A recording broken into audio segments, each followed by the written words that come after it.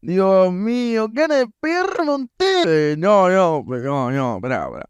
Basta que TikTok no baja el video, no le gusta, no hagan eso, muchachos. Hay toda una vida por delante, formar una familia, pasatiempo, trabajar o estudiar para ser un académico. Y hablando de academia, ¿por qué no vamos a hablar de Racing Club de Avellaneda, no? Digo, ya para algo pagaste, ¿no? Pará, te corto un poco para no desilusionarte después. Este video va a estar dividido en dos partes. La primera parte va a ser la historia tanto institucional, política y futbolística de Racing. Y la segunda parte vamos a hablar más sobre su estadio, sus ídolos, su clásico y un par de datos curiosos para que te caiga un poco más de risa. Este video es bastante serio. El siguiente ya vamos a tomar un poco más de joda. Pero bueno, te aviso para que no te ponga mal. Te dejo de molestar, disfruta el video. La historia de Racing comienza en Barracas al Sud, actual Avellaneda, cuando un grupo de empleados del Ferrocarril Sud les pidieron a las autoridades la cesión de unos terrenos para jugar al fútbol en los descansos del laburo. Cuando les cedieron los terrenos, comenzaron con la idea de enriquecerse a través de partidos en esta cancha. Así formaron en 1898 su propio club de fútbol, el Argentinos Excelsiors Club. ¿Cómo se iban a enriquecer con los partidos? Y bueno, jugando contra ingleses que tenían toda la billulla. Fueron los primeros de Avellaneda en hacer esto, pero no los únicos, ya que dieron paso a la creación de otros tres clubes: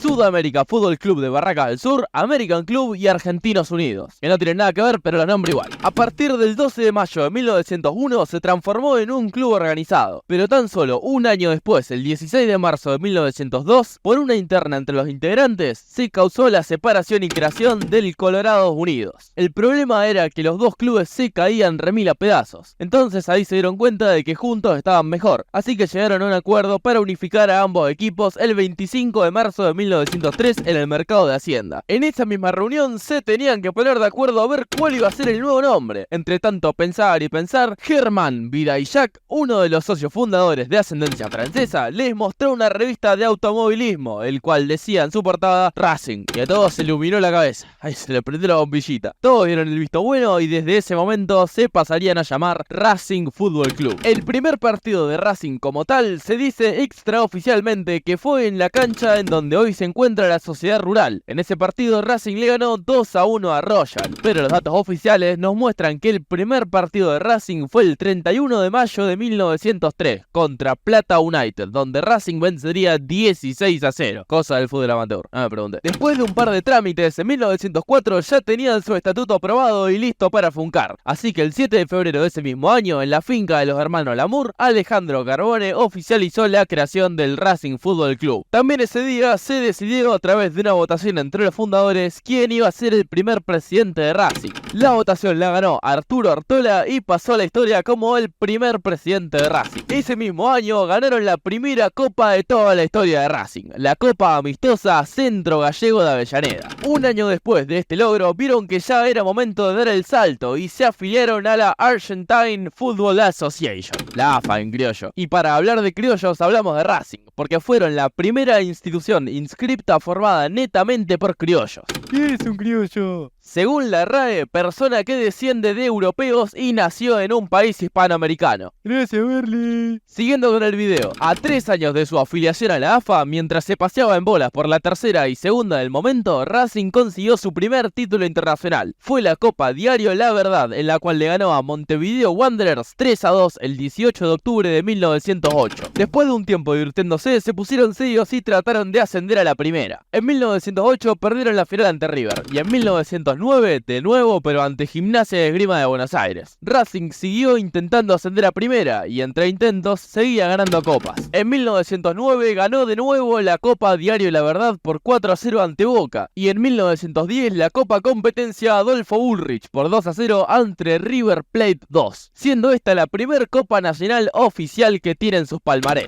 Finalmente, el 18 de diciembre de 1910 jugaría la final por el ascenso a Primera División contra Boca Juniors. Para desgracia del pueblo boliviano, Racing vencería por 2-1 y conseguiría el ascenso. Ahora pasamos a hablar sobre sus escudos, o logo como le quiera decir. No, son re divertidos esto, mirá. Acá tenés el primer sello oficial, re viejo, de 1903. Acá tenés los primeros monogramas de las paredes de la sede, 1918 y 1920. Por último, el primer escudo oficial de 1929. El resto son todos idénticos. idénticos. Ojo al dato, En 2012 volvieron a usar el primer escudo oficial en su camiseta alternativa. Qué capo, la piba. Ahora vamos a hablar un poco más de fútbol y vamos a dar un breve repaso por los títulos más importantes de la era amateur bajo mi consideración. Cabe aclarar, bajo mi consideración. Lo más importante de la historia de Racing es sin dudas el heptacampeonato de primera división, logrando 7 títulos de primera división consecutivos. Se farmeó la primera división desde 1913 hasta 1919. También consiguió los campeonatos de 1921 y de 1925, y este último, para más placer, lo hizo siendo campeón invicto encima, sin perder ni un partido. Lógicamente también se farmeó un montón de títulos nacionales, tales como 4 Copas de Honor en 1912, 13, 14 y 15, 5 Copas Dr. Carlos Ibarguren en 1913, 1914, 16, 17 y 18, siendo el máximo ganador de estas últimas dos, e internacionalmente consiguió la Copa de Honor Cousenier en 1913 y 2 Copas Aldao en 1917 y 18. Gracias a toda esta insanidad de títulos, Racing se ganó el apodo de la Academia por dar cátedra de fútbol, loco. De acá en adelante el fútbol se profesionaliza en 1931, cosa que a Racing parece que no le cayó muy bien. Al menos en la primera división no logró ganarla por un tiempo, aunque en 1932 pudo ganar la Copa Bécar Varela y se la ganó nada más ni nada menos que a Boca por 3-0, siendo este el primer título profesional en la historia de Racing. En el año 1933 ganaría la Copa Centenario, dejando en el camino a River en primera ronda por 1-0, a Estudiantes en segunda ronda por 2-1, a Boca en cuartos de final por 4-1, a Vélez en semifinales por 1-0 y a San Lorenzo en la final por 4-0. En 1945 ganó la Copa de Competencia Británica, que como dato en todos los partidos metió al menos 3 goles, una locura. En octavos le ganó Huracán 5-3, en cuartos a River 3-2, en semis a Estudiantes 4-0 y en la final otra vez a Boca 4-1. 4 años más tardaron en conseguir otro título profesional, pero no se conformaron con uno, sino que ganaron 3 al hilo, siendo el primer tricampeón profesional en la Argentina. Ganó la primera división de 1949, 1950 y 1951. Después del tricampeonato salieron campeones en 1958, 1961 y 1966. Entre medio de estos últimos títulos participó en la Copa Campeones de América, que es la actual Copa Libertadores. Participó en 1962 gracias a que fue campeón en 1961. Esta fue su primer participación en Copa Libertadores. Después del campeonato de 1966 inauguraron las nuevas torres de iluminación en su estadio, lo que los convirtió en la mejor iluminación de toda Sudamérica. Para celebrarlo hicieron un amistoso contra nada más y nada menos que el Bayern Múnich. El partido terminó 3-2 a favor de la Academia con goles del Panadero Díaz, el Chango Cárdenas y JJ Rodríguez, mientras que para los bávaros metió por duplicado Gerd Müller. Como en ese año fue campeón, clasificó a la Copa Campeones de América en 1967, en donde haría un gran papel, saliendo primera de grupo ante River, Independiente de Santa Fe, Bolívar, Independiente de Medellín y 31 de octubre. Un poco grande el grupo,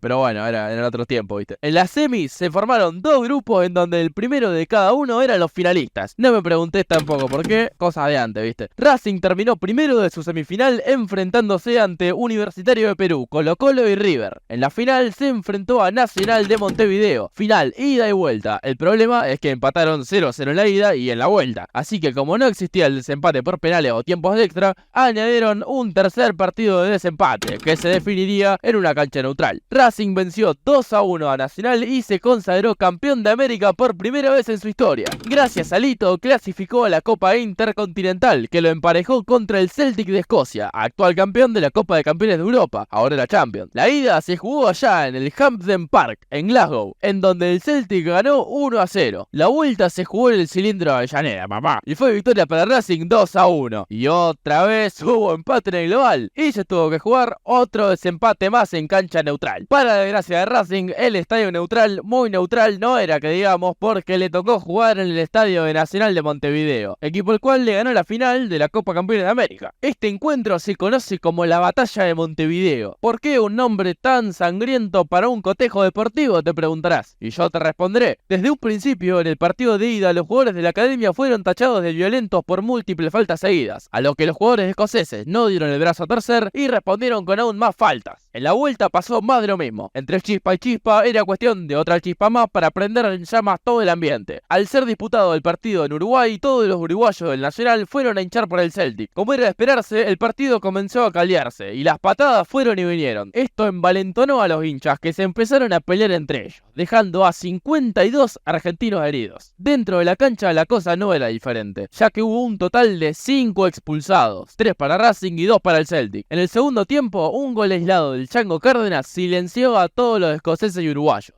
permitiendo así que Racing ganase el título y se convirtiera en el primer club argentino en conseguirlo. Después de muchos años de sequía, en 1976 casi pierde la categoría. Se salvó por un punto en la instancia por la permanencia, pero el descenso lo estaría esperando hasta 1983, donde se impuso nuevamente el sistema de promedios, que salvó a River y descendió a Racing. ¿Casualidad? No lo creo. Grondona era presidente de la AFA y era hincha Independiente. Lo dejo ahí. Al año siguiente se quedó en las puertas del ascenso a perder la final del reducido del ascenso contra Gimnasia de La Plata 3-1.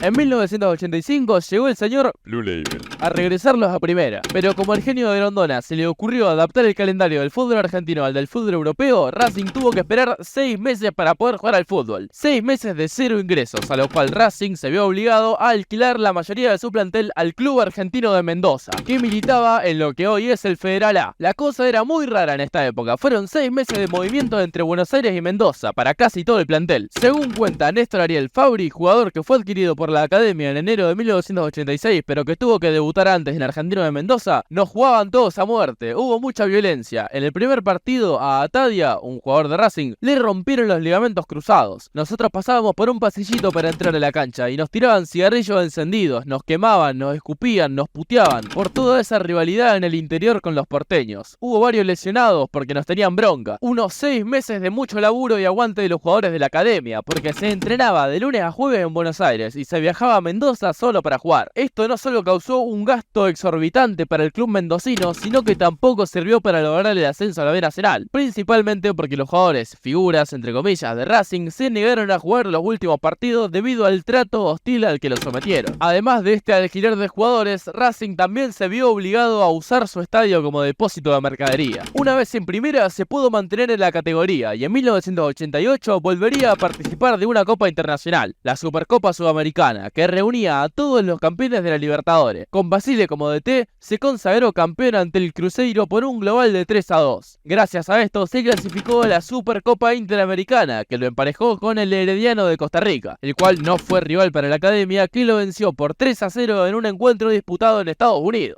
En ese mismo año se disputó la primera edición de la Recopa Sudamericana, que enfrentaba al campeón de la Libertadores y al campeón de la Supercopa Sudamericana. En esta ocasión fue Nacional contra Racing. Con un global de 2-1, Nacional se consagró campeón y Racing subcampeón, como no había de otra. Gracias a las presidencias de Juan de Estéfano y Osvaldo Otero, que hacían gastos gigantes totalmente innecesarios y desvíos de fondos a Dios sabe dónde, Racing no pudo sostenerse económicamente y el 10 de julio de 1998 el presidente Daniel Lalín pidió la quiebra del club. A pesar de los resultados futbolísticos, los económicos no podían remontar la situación, así que mientras Racing terminaba tercero en la Apertura 98 y llegaba a cuartos de final en la Copa Mercosur, la síndica Liliana Ripoli expone un comunicado oficial en donde expresa el Racing Club había dejado de existir. Los hinchas no se quedaron de brazos cruzados y fueron a la sede para evitar la quiebra del club, pidiendo por la ley de fideicomiso. De este modo, el 7 de marzo de 1999, los hinchas de la academia salvaron a su club de la desaparición. El ya golpeado pueblo de Racing tuvo que vivir otro golpe más. A 5 meses de la casi desaparición del club, falleció la Tita Matiusi, la encargada de la pensión en donde se alojaban los juveniles, dejando a la deriva a todos los equipos juveniles de la academia. Un mes más tarde, un grupo de hinchas decidieron darle rumbo a las inferiores y tomar las riendas de la situación. Recuperaron un terreno abandonado cercano al estadio, lo reacondicionaron y lo nombraron Predio Matiusi, en honor a la Tita, siendo una vez más en la historia de Racing el primer club que logra algún hecho. En este caso, se convierte en el primer y único predio del mundo construido y administrado por los hinchas de un club. Al finales del 2000, Racing pasa a ser gerenciado por Blanquiceleste Sociedad Anónima, una gerencia muy cuestionada debido a que los hinchas querían más resultados en lo futbolístico y llegaron con un plan netamente económico para solventar, entre comillas, las deudas en no más de 10 años. Después de tanto alboroto, un año después del comienzo de la gerencia de Sociedad Anónima, Racing se volvería a consagrar campeón de la Liga Argentina en la Apertura 2001 con Mostaza Merlo como DT. Después del título fue en picado hasta que en el Clausura 2008 terminó último y tuvo que jugar la promoción por la permanencia ante Belgrano, con un global de 2-1. Racing mantuvo la categoría. Como dije antes, los hinchas estaban hasta las pelotas de esta gerencia pedorra y jugarse la permanencia en la promoción fue la gota que rebasó el vaso. Después de varias marchas en modo de protesta contra el gerenciamiento, no por solo malos resultados, sino que también salieron a flote todos los sonetes que tenían guardados, como que habían adquirido nuevas deudas, cheques rebotados, sueldos sin pagar e incluso otro pedido de quiebra. Con la mierda hasta el cuello, esto se dieron a los hinchas la posibilidad de elegir a sus representantes. Así, el 21 de diciembre de 2008, Rodolfo Molina fue elegido como el nuevo presidente, con el 43% de los votos. En el 2009, con Caruso Lombardi, se salvó de la promoción de vuelta. En 2010 llegó Russo como DT y se distanció aún más de la promoción. En 2011 llegó Simeone como DT y fue subcampeón, clasificando así a la Copa Sudamericana 2012, cortando una racha de 8 años sin pisar ninguna copa internacional. En el 2013 se termina una era de horror para el club y el 27 de septiembre en el Hotel Savoy se lleva a cabo una reunión de comisión directiva, en donde se presentan las renuncias del presidente Gastón Cogorno, el vicepresidente Rodolfo Molina y el coordinador general de fútbol Roberto Ayala. Todo esto para darle paso al nuevo presidente interino Víctor Blanco, el cual sigue al mando en la actualidad. El inicio del mandato de Víctor Blanco le dio nueva vida a Racing, trayendo a Diego Coca como nuevo DT y renovando casi por completo el plantel. Ese mismo año Racing sumó 11.500 socios nuevos. Tras la muerte de Julio Grondona el 30 de julio de 2014, Racing salió campeón del fútbol argentino nuevamente y gracias a esto clasificó a la Copa Libertadores 2015, hecho que no lograba hace 12 años. En diciembre de 2014 fue elegido Víctor Blanco a la presidencia, ya oficial, dejando de ser un interino de reemplazo por las renuncias dadas. También fue nombrado por la AFA como presidente del Colegio de Árbitros. También logró reducir los pasivos de Racing a un 35%, lo que se traduce a 95 millones de pesos. En el año 2016, Racing comenzó el campeonato primero en la tabla de promedios por primera vez en su historia, y económicamente con una deuda totalmente saldada. En 2017 vuelve a ser elegido Víctor Blanco como presidente con el 62% de los votos, y llega Diego Milito como manager deportivo, que se contactó con Coudet y lo trajo a la dirigencia técnica de Racing. 2 años después de la llegada del Chacho, Racing se consagra nuevamente campeón de nuestro fútbol en 2019, lo que lo clasificó al Trofeo de Campeones, que ganaría ante Tigre 2-0. Al entrar al 2020, Coudet se despide de la academia y da paso a Becachese, que venía de dirigir a Independiente. A pesar de esto, tuvo un buen papel y durante su ciclo se llegó a disputar el clásico en donde Racing le ganó al rojo 9 jugadores, con gol del chileno Díaz. Al finalizar el 2020, Víctor Blanco vuelve a ser elegido presidente, esta vez con el 72% de los votos. De acá en adelante, Racing tiene una época muy linda de subcampeonatos. En la Supercopa Argentina 2019, que se tenía que jugar desde hace un rato ya, pero bueno, perdió 5-0 contra River. En la Copa de la Liga Profesional 2021, perdió en la final contra Colón 3-0. Y en el torneo Binance 2022 salió segundo a 2 puntos de la consagración por errar un penal ante River. Hasta que se disputó el torneo de campeones de la Liga Profesional 2022. En la semi le ganó a Tigre 3-2 y en la final le ganó a Boca 2-1, siendo el segundo trofeo de campeones que consigue el club. En el mismo año se jugó la Supercopa Internacional 2022, que se disputó en Abu Dhabi, gracias al Chiqui Tapia. En esa copa le ganó a Boca 2-1 nuevamente. Y hasta acá la primera parte del video de Racing. No lo podemos hacer entero en una parte porque se excede de los límites que nos da TikTok Series, que son 20 minutos. En la segunda parte vamos a estar dando información sobre el estadio, sobre ídolos, clásicos y un par de datos curiosos para que te cagues un poco de risa. Hasta acá el video, espero que te haya gustado y nos vemos en otro episodio de TikTok Series. Chao.